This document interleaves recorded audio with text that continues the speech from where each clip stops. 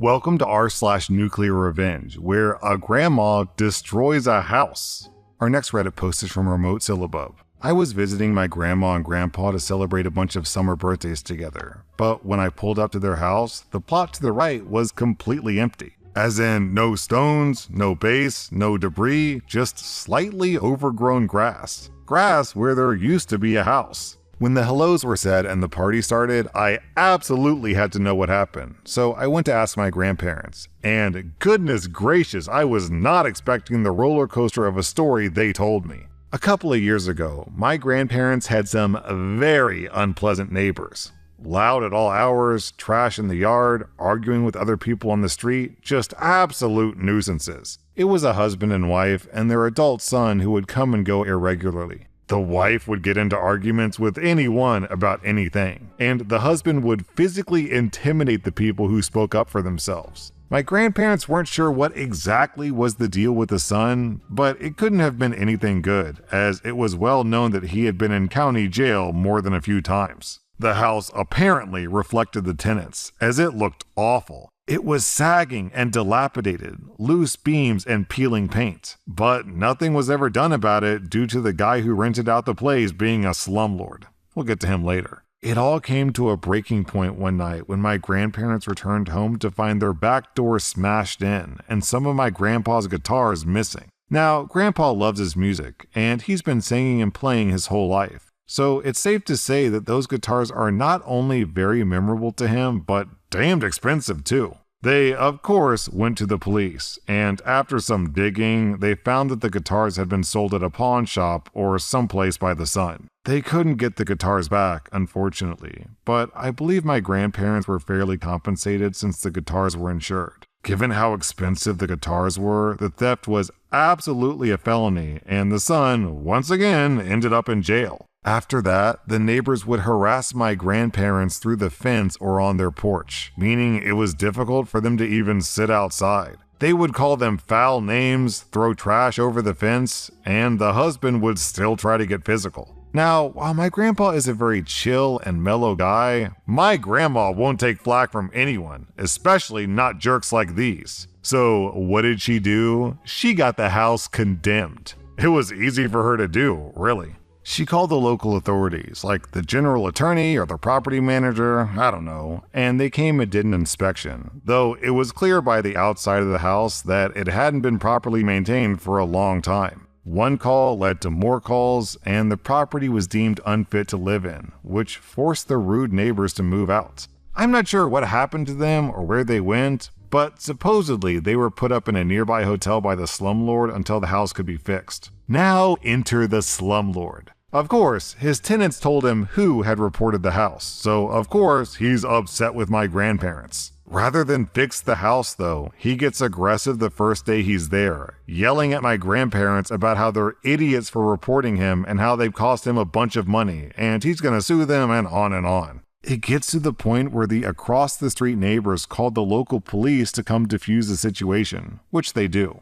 A few weeks pass, and my grandma hasn't seen the slumlord or anyone around to fix the house. Not being one to let things go easily, Grandma starts making frequent calls to a bunch of services, reporting the house and its lack of progress. Each time, the slumlord's truck would appear for a day, and then leave without changing a thing. Finally, my grandma had complained enough that officials came out and condemned the house for demolition. This had two major effects. First, the rude neighbors were now practically homeless, since as soon as they and the slumlord ran out of money to pay for the hotel, they'd be stranded. Second, the slumlord still had to pay a ton of fines for the state of the house. The rest is more his fault than my grandma's actions, but he would refuse to pay and refuse to show up in court, leading to a warrant being put out for his arrest. A few months ago, the demolition teams came and tore down the place, leaving the lot perfectly barren. They even removed the driveway, so now it looks like an extension of the side yard.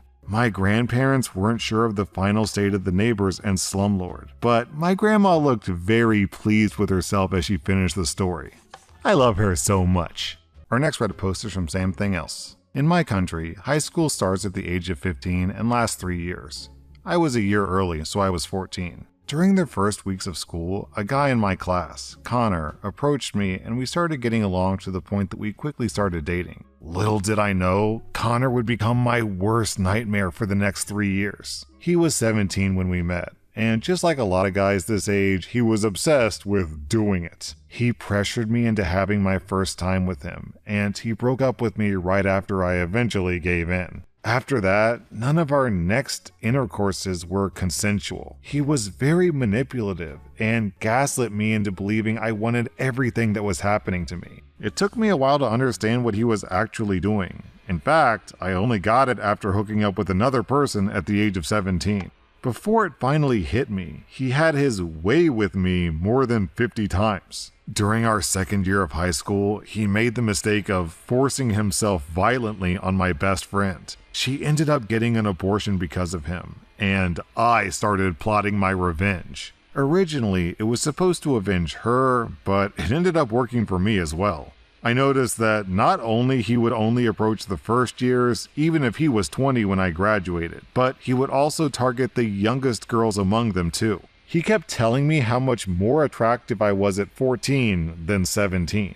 So, knowing that it was pointless to tell the police because in my country only 0.4% of all complaints of R-word where victims are less than 15 end up in a sentence, I ruined his reputation instead. I told every single one of his acquaintances that he was an R-wordist, and to protect my best friend, I told everyone I was the one that he had violated, which wasn't really a lie. The rumor spread like wildfire, and after a few days, even the teachers were looking at him with disgust. He was isolated, and the only reason why he wasn't bullied was because he was like 6'3". I could have stopped there, but I didn't. When we were in our third year, I knew exactly which universities he applied for. By snooping in Connor's bag, I found his application numbers. So using those, I contacted every single university he applied for and explained the situation, providing screenshots of his conversation with my best friend where he was threatening her with a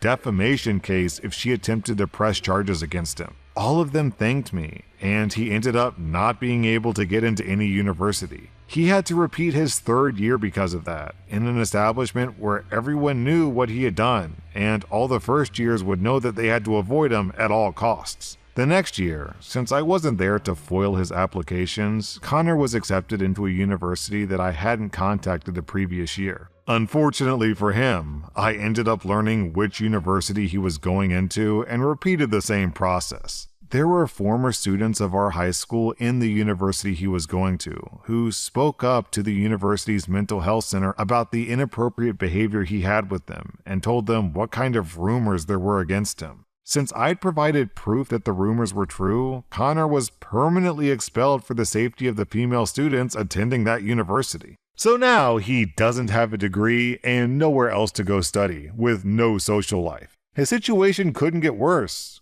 Could it?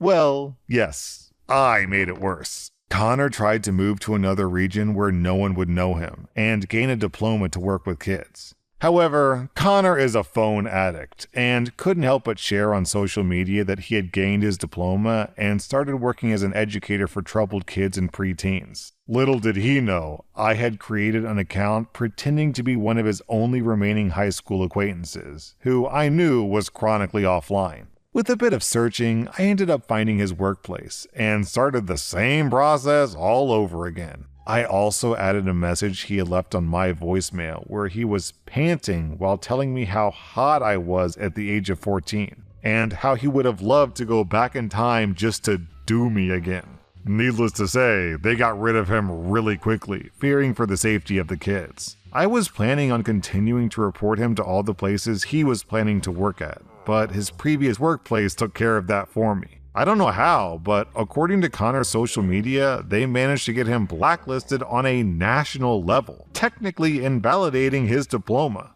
Due to this, he couldn't pay rent anymore and ended up being homeless for a while before his mother accepted him back in. I'm friends with his older sister, who knows everything about it, and told the rest of the family what happened. From what she's told me, everyone cut off ties with Connor and his mother, including her. I still occasionally stalk his social media to see if he's trying to get back on his feet. The last time I checked was today, right before writing all this. So, forcing yourself on two people ended up isolating him both socially and from his family. And as long as I'm alive, he has no chance of ever getting a girlfriend. He lives in the region where he spent his high school years, so no one would hire him even as a cleaner.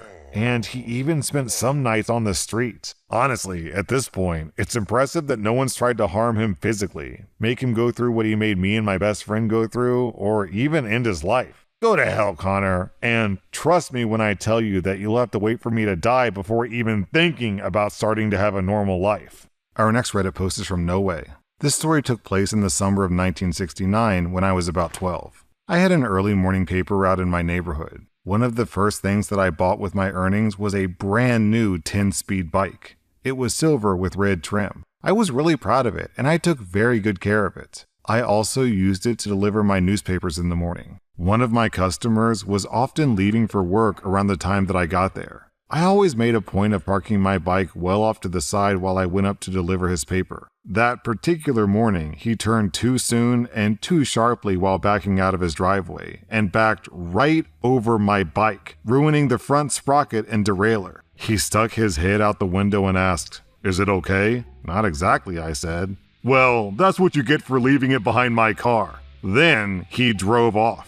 I walked it home, crushed and upset. I felt helpless against this adult who clearly had no intention of doing anything about it, and I didn't know what to do. My hurt, frustration, and powerlessness gradually turned to anger. I stopped delivering his paper, and when he complained, I told my supervisor that I was delivering, but he just liked to complain. So ultimately, it wasn't held against me. But the real revenge was yet to come. He lived on the main route through the neighborhood that all the kids took to go to the local 7-Eleven and other places. His mailbox sat on a steel fence post loosely set into the ground. That summer, I got into the habit of pulling it up and throwing it over the fence into the cemetery across the street, maybe once or twice a week. It was fun and mischievous, but it still didn't satisfy my need for revenge. He had 3 large frond shrubs in his front yard that would grow to 6 or 8 feet over the course of the summer and then began to die back. They were several feet apart, with nothing else close by. One August evening, I threw a lit match into one on my way home from the 7-Eleven.